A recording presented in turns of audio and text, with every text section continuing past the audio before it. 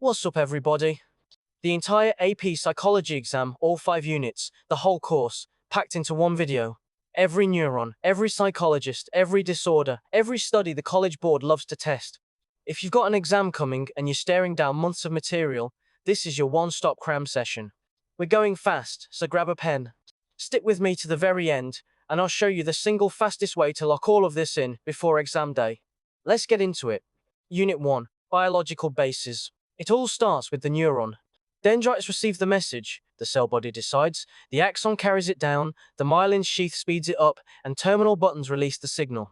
Firing is all or none. It fires at full strength or not at all, like flushing a toilet. When it fires, neurotransmitters jump the synapse. Know these cold: dopamine for reward and movement, low dopamine links to Parkinson's. Serotonin for mood, low serotonin links to depression. Acetylcholine for memory and muscles, tied to Alzheimer's. GABA is the brakes, glutamate is the gas, endorphins kill pain. Leftovers get vacuumed back up in reuptake. Zoom out to the nervous system. Central is brain and spinal cord. Peripheral is everything else. Peripheral splits into somatic, your voluntary muscles, and autonomic, the automatic stuff. Autonomic has two settings. Sympathetic is fight or flight. Parasympathetic is rest and digest. In the brain, medulla runs heartbeat and breathing, cerebellum handles balance, amygdala does fear, hippocampus forms memories, thalamus is the sensory switchboard. The cortex has 4 lobes: frontal for decisions, parietal for touch, occipital for vision, temporal for hearing. Left hemisphere usually controls language. The endocrine system uses hormones in the bloodstream, slower but longer lasting. And every night you cycle N1, N2, N3, then REM, where you dream and your muscles go paralyzed. Unit 2, Cognition. First, sensation versus perception. Sensation is detecting raw energy, perception is interpreting it, and transduction turns that energy into a neural signal. 2 thresholds. The exam loves. Absolute threshold is the minimum you can detect 50% of the time, and difference threshold, the just noticeable difference, follows Weber's law, a constant percentage. Bottom-up processing builds from the raw data, top-down uses your expectations. Gestalt psychologists showed we group pieces into wholes using closure, proximity, and similarity. For depth, binocular cues like retinal disparity need both eyes, while monocular cues like relative size and linear perspective work with one. Now, how does any of it stick? Memory flows 3 stages. Sensory, then short-term working memory, holding about 7 items for 20 seconds, then long-term, basically unlimited. Encode deep by meaning, not shallow. Explicit memories are facts and events, formed by the hippocampus. Implicit are skills, run by the cerebellum. Retrieval. Recall is producing it, recognition is identifying it, and the serial position effect gives you primacy plus recency. We forget through encoding failure and interference, proactive when old blocks new, retroactive when new blocks old. Thinking uses algorithms, slow but sure, versus heuristics, fast but error-prone, like the availability and representativeness shortcuts. Intelligence. Spearman's G. Gardner's multiple intelligences and tests must be standardized, reliable, and valid. Unit 3. Development and Learning. Piaget gave 4 cognitive stages. Sensory motor, 0 to 2, where they gain object permanence. Pre-operational, 2 to 7, egocentric with no conservation. Concrete operational, 7 to 11, they master conservation and logic. Formal operational, 12 and up, abstract reasoning. Vygotsky added the social side. The zone of proximal development and scaffolding. For attachment, Harlow's monkeys prove contact comfort beats food, and Ainsworth's strange situation revealed secure versus insecure attachment. Erickson mapped 8 psychosocial stages across the whole lifespan, each a crisis to resolve, like identity versus role confusion in the teen years. Now, how do we actually learn behaviors? 3 types of learning, keep them straight. Classical conditioning, Pavlov, you link 2 stimuli. Food, the unconditioned stimulus, makes a dog salivate. Pair a bell with it enough times, and the bell alone triggers salivation, now a conditioned response. Operant conditioning, Skinner. You learn from consequences. Reinforcement always increases behavior, punishment always decreases it. Positive means you add something, negative means you remove something. So negative reinforcement removes something bad to increase behavior. Variable ratio schedules, like a slot machine, drive the most addictive responding.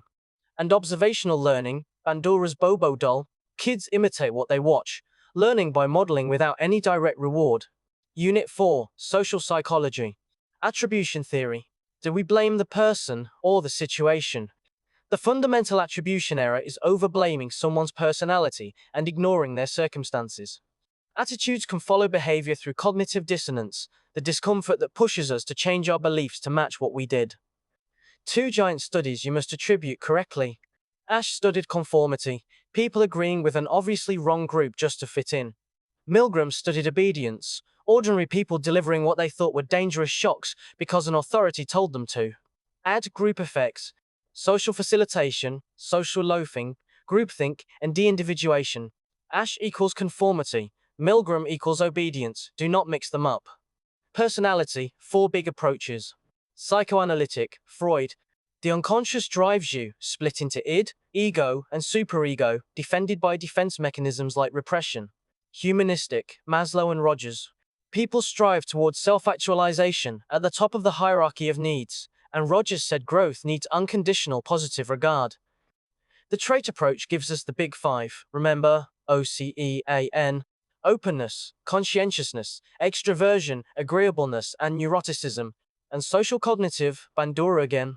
Personality comes from reciprocal determinism, the constant back and forth between your traits, your behavior, and your environment, anchored by self-efficacy, your belief that you can succeed. Unit 5, Mental and Physical Health. Stress. Selle's general adaptation syndrome runs 3 stages: alarm, resistance, then exhaustion. To define a disorder, use the 3 Ds. Deviance, distress, and dysfunction diagnosed with the DSM and understood through the biopsychosocial model, biology plus psychology plus social factors. Know the major categories. Anxiety disorders involve excessive fear, with OCD bringing obsessions and compulsions. Depressive and bipolar disorders are mood disorders, bipolar swinging between depression and mania. And schizophrenia, a thought disorder, splits into positive symptoms, added things like hallucinations and delusions, and negative symptoms, flat affect and withdrawal. So how do we treat all of this? Treatment, matched to each perspective. Psychodynamic therapy digs into the unconscious, Freud's old free association. Humanistic, Rogers' client-centered therapy, builds growth through empathy and unconditional positive regard. Behavioral therapy uses conditioning, like systematic desensitization, to erase phobias, one calm step at a time. Cognitive therapy and the powerhouse cognitive behavioral therapy, CBT, attacks the irrational thoughts driving the feelings, and it's the gold standard for anxiety and depression. Then, biomedical therapy goes physical. Antidepressants like SSRIs that boost serotonin, antipsychotics, anti-anxiety drugs, and for severe cases, ECT. Different toolkit for different problems, and that's the entire course. Here's the exam itself, the redesigned format. Section 1 is 75 multiple-choice questions in 90 minutes, and it's worth 2/3 of your whole score, so this is where the exam is won. Section 2 is just 2 free response questions in 70 minutes, worth the final third. First, the article analysis question. You read a real research study and identify the design, variables, and conclusions. Second, the evidence-based question. You build an argument and defend it using psychological concepts. How to attack them.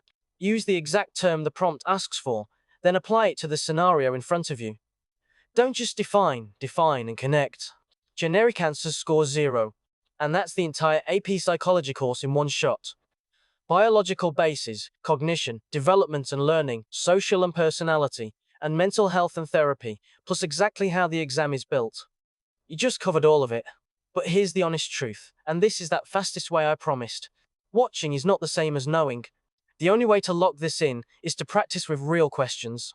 So head to AIM5 and drill every single unit for free, with instant feedback that shows you exactly where the points are earned. The link is right below this video. Now go get that 5.